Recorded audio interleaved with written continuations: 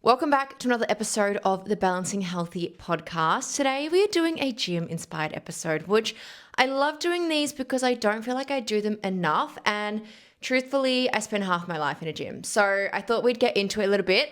Today's conversation specifically, I want to talk to how your training doesn't just stop when you leave the gym. And what I mean by that is there's a lot more to think about when it comes to your training. It's not just go to the gym, lift some weights and then leave and then be done with it. There is so many components. There's really like a lot of, what's that saying? Like a lot of pieces to the puzzle. So I want to talk into that a little bit today. But more specifically, it's kind of going to dive into like, you know, that saying you can't outtrain a bad diet.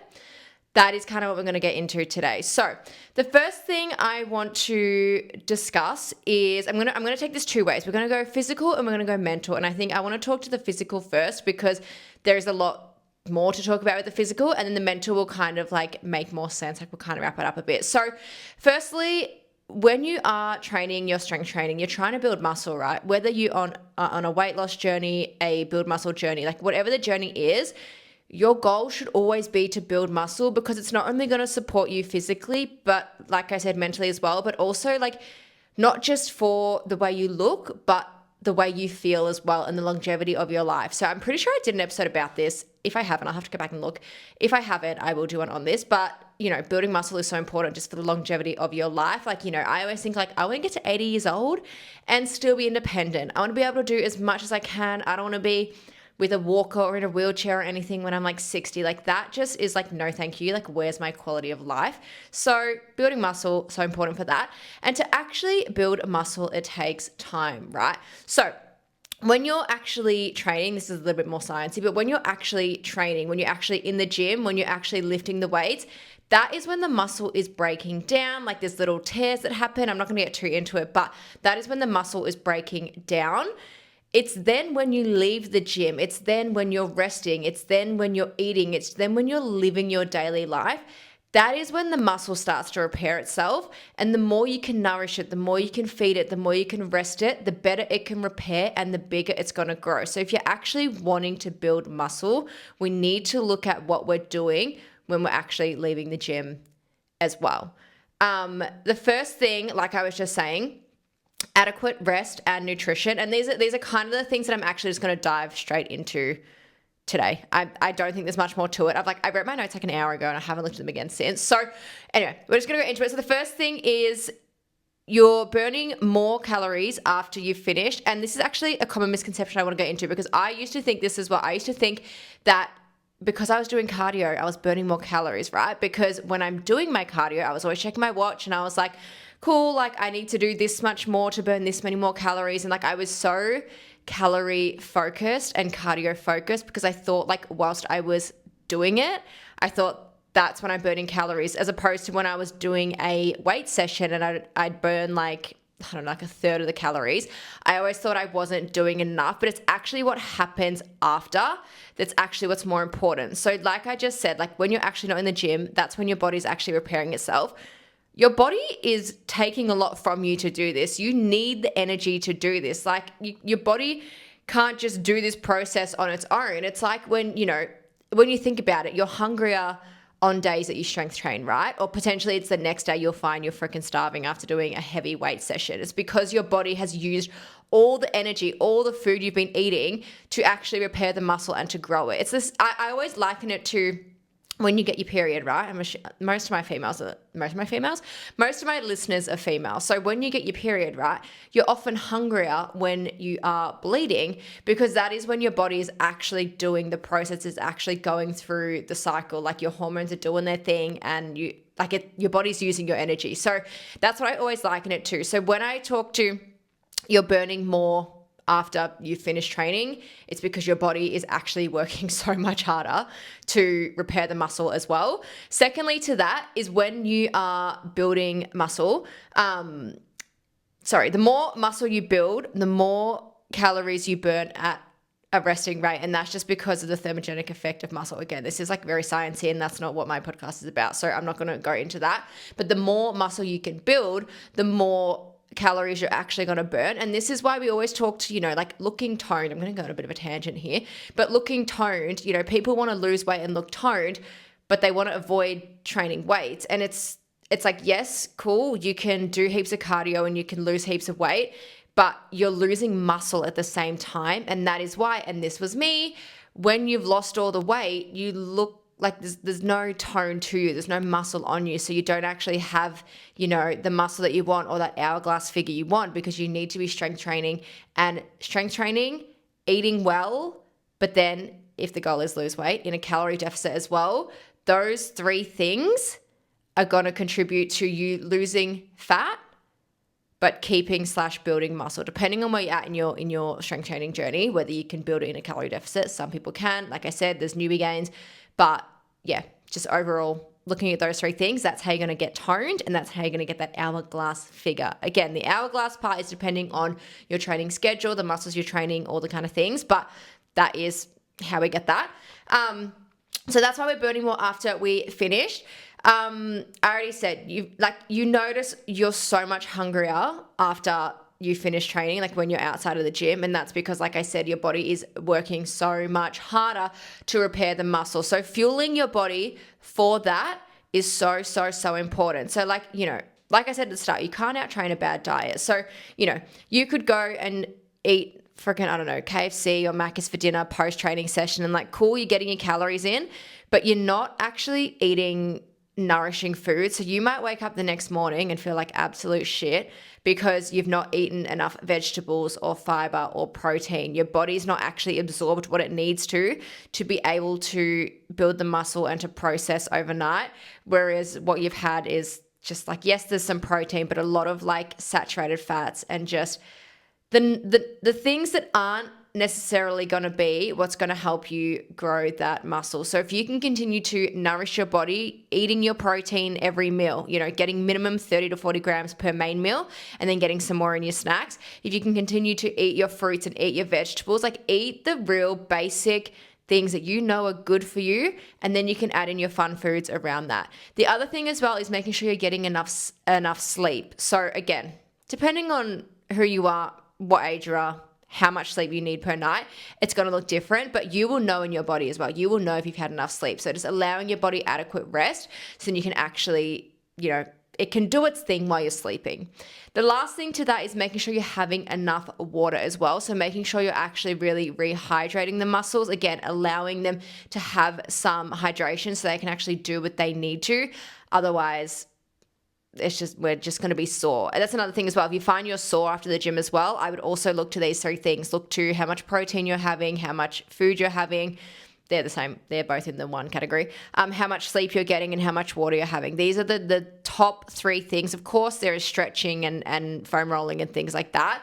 And sometimes just having a new program is just going to hurt. But if you find you're consistently sore and it's really putting you off the gym, or you're not burning enough calories and it's really putting you off the gym, I really encourage you to look at all these other things that I have been talking about so far.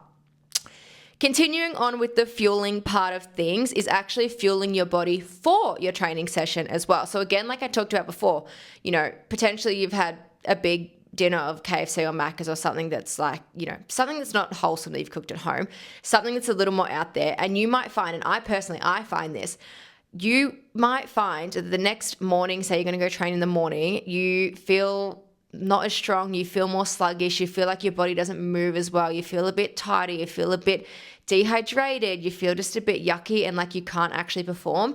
Because yes, you could have had a pre-workout before you went to the gym that morning, but your body is still digesting what you had the night before. It's trying to digest all of that food, as well as it's trying to just do its usual processes when you're sleeping. It's trying to recover the muscle when you're sleeping. It's trying to do a lot. So you also might find you're not sleeping as well because your body's just trying to do all these things and you just feel a bit yuck. So that's the first part in fueling your body for your performance as well. Yes, pre-workout carbs are so essential because your carbs are going to give you that energy. So when you go into the gym, then you can push harder. You can maybe go a heavier weight. You can maybe do more reps. You can maybe, superset some more. You can push in another way and the carbs are going to allow you to do that. So then, and this is where kind of the cycle comes into play, right? This is where it all starts to happen. So once you've had your pre-workout carbs, you've gone to the gym, you've pushed really hard, then after the gym, so when you've been training, that's when the muscles are breaking down, they're tearing, they're doing what they need to do so they can rebuild bigger, better, and stronger. Sorry, my computer was about to go to sleep. So they can get bigger, better, and stronger. And then you go into that rest recovery state. Like, yes, obviously go to work, do your life, whatever you're doing. But I mean like the rest and recovery of your muscles where they're actually needing the fuel, needing the water, needing the sleep, needing the downtime to actually do the recovery part and actually and this is where protein comes in. Like the more you can have, the more it can feed your muscles and the bigger the muscle can grow. So this is why people always talk to protein and building muscle. And it's not just for vanity. Like I said, it's for longevity of life. But yeah, so we go in this vicious cycle. We eat to feel, we eat to feel good. We feel good when we train. You know, we're working hard. We're breaking down the muscle. Everything's good. We leave the gym and then we go into, you know, this cycle of resting, recovering, sleeping, doing all the things, and then you're going to be feeling good because you've eaten well, and the next morning you're going to wake up feeling good, and then you're back into it, pre-workout carbs, off to the gym. Do you know what I mean? So like every meal that you have, every decision you make, it all leads into your performance. It leads into how you're training. It leads into how you're going to feel. So training is not just what you're doing when you're at the gym. Training is also what you are doing when you're not at the gym. And I think these things are so important. Like I said, it's for the physical, but it's also for the mental as well. I think I have finished all the physical stuff. I'm just having a little look at my notes. Yeah, fantastic. Yeah. Literally, like all I was saying, the only thing I'll use to sum up that physical bit was if you can literally fuel your body with your basic needs, proteins, fruits, veggies, water, sleep, you're going to be feeling at the most optimal state. And then you're going to be training good, recovering good, and things are going to just feel good. Obviously, take with that what you will. There will be some times in life where it might not feel amazing, but, you know, potentially, you know, I'm still big on balance. That is literally this podcast, Balancing Healthy. But I just really want to highlight the importance of the things you do outside the gym and how they affect what you do in the gym as well. And again, something else I spoke to, I can't remember if it was on the podcast or if it was on a TikTok. I'm on TikTok now, guys. If it was on a TikTok or if it was something else, but, you know, I said I've been really feeling the stresses of life lately, and I've been really feeling it inside the gym. I've been really feeling it in my training. Things feel heavier, it feels harder. I'm also in a deficit as well, so that's gonna factor in as well. So yeah, if I'm not sleeping as well, I'm always drinking my water, so that's not really a problem. I'm always doing my steps. I'm always eating as best I can. But like, you know, having more social events or having more meals out and stuff like that, then that 100,000% plays into how I wake up the next day, how I feel the next day. And sometimes you feel so shit that maybe you don't go to the gym, but sometimes it's just like you need to push through and just do what you can. So that's all on the physical side of things. The mental side of things, and I think this one's really, really, really important because it's not something that you really notice until you've been training for a while. But again, it's something that I've been thinking about this week with the fact that my training has been feeling really hard and I actually just don't even want to be going to the gym, to be honest. I'd rather just go out for a nice long walk. But, you know, I've got some goals to hit, so I need to be training. And that is the fact that like your training and your ability to show up each day, not each day, like the days that you do train, we're not training every day. We don't do that here. But the days that you do train and being able to actually show up, even when you don't want to, that is literally building your strength, again, physically, but also mentally, and your resilience as well. It's being able to show up for yourself when you said you would, when you know you have that bigger goal in mind, but the results don't obviously show in the moment. Like you're not going to fucking lift one weight and then be really buff. So again, results aren't showing in the moment, but it's building that resilience and that strength. Just keep going, keep showing up, and then it becomes a daily habit. I know it is so hard at the start. Like I'm telling you, I was never a gym girly. I had never set foot in a gym until 2017 when I started my whole health journey. I'm telling you, I know it's hard. It's easy to skip. It's easy to just not go one day. But each time that you go and each time that you say yes, you are one step closer to building that resilience, building that strength, and building that consistency. Honestly, consistency, and I say this all the time, my clients will be like, yep, we know it. Consistency is so fucking key. It is about what you do overall, not just what you do in the one moment. That's why this whole episode, I'm like, it's not just what you do in the gym, it's what you're doing overall as well. It's a really, really big key component.